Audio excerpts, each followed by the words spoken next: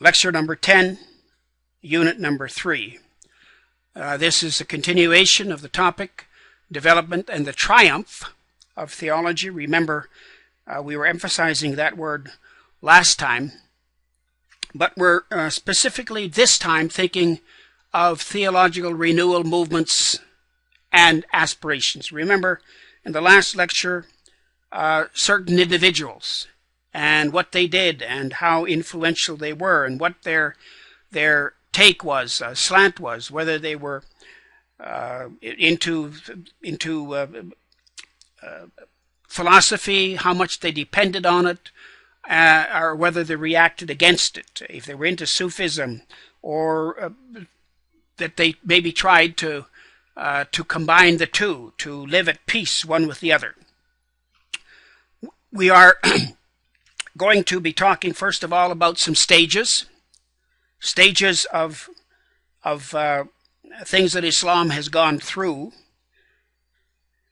and look at some possible, periods. In other words, 700 through 1400 is sort of a time of stagnation and the reasons for it. In other words, Islam has struggled with things, and it seems like things have gone downhill in many ways. Why? Well, one of the reasons is seems that there was a basic conservatism and reliance on tradition. When you think of this, it's possible to compare this with what the Jews were doing in Jesus' day. They were so dependent upon tradition, and that made them rigid, that made them very, closed to the things that Jesus was talking about. They added their tradition, they obeyed their tradition, but they didn't follow the word of God, is what Jesus said. Now, another thing here is the passive acceptance of state-sponsored ideas, sort of a marriage of religion and politics.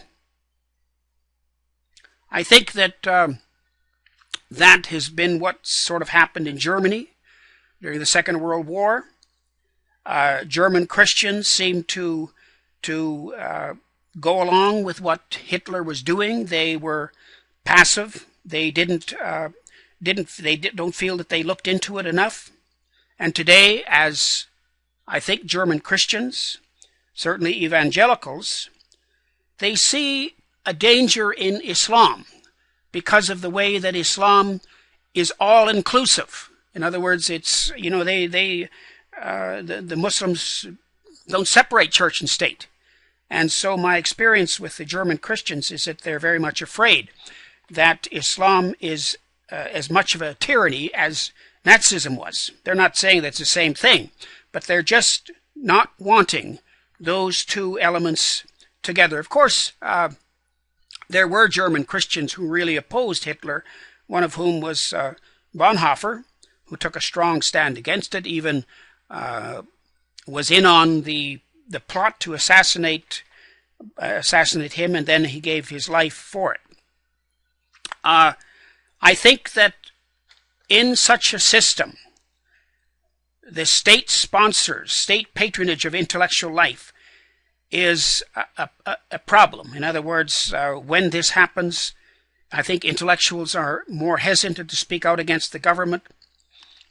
And it has happened in our own society as well. When a college, for example, knows that government grants are given, how much does this affect doctrinal lines? Let's go on to the reawakening of the 1800 to the present. You might say, well, how is there a reawakening? In the sense that there are reform movements. We could talk about the Mahdi movement in the Sudan. The Mahdi was a forerunner of the Messiah. 1880, he certainly started a reform movement. Another one was under the Ayatollah Khomeini, a Shiite movement in Iran.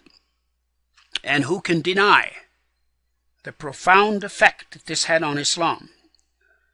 If it had been Sunni, a fundamentalist movement, perhaps it would have had even more influence on Muslims. But it did have a lot of influence as it well. And we can ask, what motivates these movements? What's prompting them today, if in fact we can see them? I think one thing is that the decline of Muslims certainly is one of the things that prompts them. They use these movements to get out from under colonialism, and because they felt that the Christians and the colonials were subjugating them. Now let's talk about Reformation. Remember, number one, we got into stages. Now we're going to talk about Reformation and the historical movements. You might think, well, is it really Reformation? Not Reformation in the sense like the Protestant Reformation, where we look to under Martin Luther, but certainly reform movements. We can look at renewal movements, reform movements, not thinking of our own definition of the Reformation, but definitely reform movements. Fundamentalist movements are the most powerful today in Islam. They are anchored in history. And it's not correct to say, I don't think, as Bruce Lawrence does, that Islamic fundamentalism is strictly a 20th century phenomenon. I think that Muslims can look back further than that. They can look back to like the Wahhabi movement that we will be talking about in a minute. But Muslims, when they're in trouble, they put their ears to the ground. And they are in search of those drum beats. And then they remember the golden age. They remember of things that they've done before to bring back puritanical Islam. And they remember what they had to do to get rid of Western domination. They have used a couple of key words. One is tajdeed, and the other is Islah. Tajdeed, Islam movements are built into the concept of ijtihad, and they can be practiced in all kinds of situations. The Wahhabi movement in the 18th century illustrates this, which again, it's proof that Bruce Lawrence is wrong when you can look back to the 18th century. And those two words, tajdeed and Islah, are important to remember. The Wahhabis, according to Fakhri on page 103, or you can look at Glasset, page 444, the founder here was Muhammad ibn Abdul Wahhab, death 1787. He was born in Arabia, and he started to preach his austere doctrines there, but he did run into some resistance. But anyone who disagreed with him was, of course, a heretic, and he became quite militant. The Turks opposed him, but the Saudis took it. You see, in Arabia, the Saudis took it, and Riyadh became the new capital of the Wahhabi doctrine. But it didn't stop there. It went to the Indian subcontinent as well. But let me mention some of the things that the Wahhabis stressed, some of the things that they outlawed under Saudi control. Music was forbidden. Doesn't that sound familiar? The Taliban did the same thing. There was a lot of emphasis on Tawheed, a lot of opposition to the cemeteries of Mecca and Medina, because these were used, in other words, by the in the saint worship, and zealots in this reform movement even went so far as to destroy the tomb of Muhammad in Medina. So you have this fundamentalist interpretation of Islam in the tradition of Ibn Hanbal, who founded the Hanbali school, and it coincided, in other words, with the Wahhabis themselves, although the Hanbalites sort of deny it. In the Indian subcontinent, we have this illustrated again, but it's the same idea of trying to enforce certain standards. If you don't pray, you can be flogged for it. This is certainly what they did in Arabia, and enforcing public morals, enforcing Ramadan. Certainly did it more in Saudi Arabia than they did it in the Indian subcontinent. But it was also true to a certain extent of the Wahhabis wherever they went, because the British historian Sir William Hunter recorded that in 1871 he called them misguided Wahhabis, incited Indian Muslims to a deeper commitment and rebellion against English rule. They said the British prevented Muslims from practicing their religion, educating their children Islamically, and living according to the Sharia. Well, you do have these reform movements in the Indian subcontinent. They were sort of like a fresh, a breath of fresh air. They encouraged Muslims to look back to pristine Islam rather than the West. And one of the persons who was quite influential here was Shah Wali Allah. He lived from 1703 to 1762. His name means friend of God. He was a very important rivalist in Indian history. Born 4 years after the death of the rigid puritanical Mughal leader Aurangzeb, he started teaching in his father's madrasa at the age of 16. Later he made a pilgrimage to Mecca, where it is claimed that he saw a vision of Muhammad and received his blessing. Shah Wali Allah was one who was very interested in the Hadith. For that reason, he was called a Muhaddis, scholar of the Hadith. He taught that unquestioning reliance on ancient legal decision was inadequate for discovering religious truth. He believed that scholars should know the original sources and judgments of the four schools of law, but interpret them in light of the Hadith. See how scholars have disagreed among themselves? He felt that if Muslims would consult the Hadith, they would, get away from their moral laxity and the abuse of peers and saints. So he tries to purify Sufism rather than abolish it. He is both a saint and a scholar. He's something like Al-Ghazali in that sense. He wrote against the Shiites, but he didn't strongly oppose them. And although he hated Muharram, in other words, the things that were done in Muharram and the way that the Shiites beat themselves, he said they're not much better than the polytheists, but he wasn't a cruel sort of a person, not Shah Wali Allah. Now we'll talk about Sayyid Ahmad of Brailvi, 1786 to 1831. This fellow is famous because he belongs to the Sayyid family. Sayyid means a descendant of Muhammad. So if you have that in your blood, you're obviously better than the average person. At age 25, Sayyid Ahmad has great influence in Delhi. He was a descendant of Shah Wali Allah, and he swore allegiance to him as their Sufi sheikh. He tried to bring about reform, and he was writing in Urdu. He did not want to exterminate Sufism, as they had done in Arabia, but instead he resisted the abuse of it, you see. So he thinks that, there is some good in it, but he wants to purify it as well.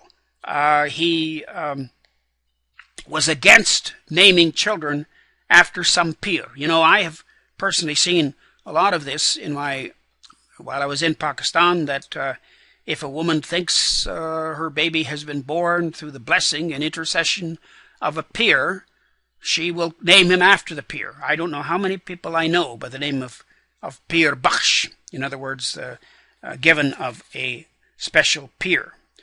But Sayyid Ahmad went further than Wali did in his resistance of certain polytheistic practices. He destroyed Shiite taziyas, that is the building where they housed the replicas of tombs from the martyrs at Karbala. And he went further in his jihad against corrupt society. You see, jihad, let's not forget that jihad is not something against, Christians and Jews so much as it's a jihad against a corrupt society. He swore jihad during a pilgrimage to Mecca, and then set out in 1826 for the Northwest Frontier Province. That name has now been changed in northern Pakistan. Of course, at that time it wasn't even Pakistan, it was India. But it was an area controlled by the Sikhs, and he wanted there to establish an Islamic state. So he organized some kind of a government, a Islamic government at Balakot, and was declared ruler, but later he died in battle. Next we go to Sir Syed Ahmad Khan, and this is we're getting near the end of this. He felt that jihad was the path to reform. Something like Shah Wali Ali, he advocated science and education. And he was one who believed in reformist tendencies. He was against this taqlid, you see, this unthinking imitation of these Muslims. And then in 1857, Sir Syed was really torn, because what happened was that he was working for the British, and yet he felt the pull by Muslims. He was aware that the British were doing some very heavy-handed stuff, and that they were committing atrocities against Muslims. Because the Muslims, you see, were accused of rebellion. The British said it's the Muslims that are causing all this stuff, these fundamentalist Muslims.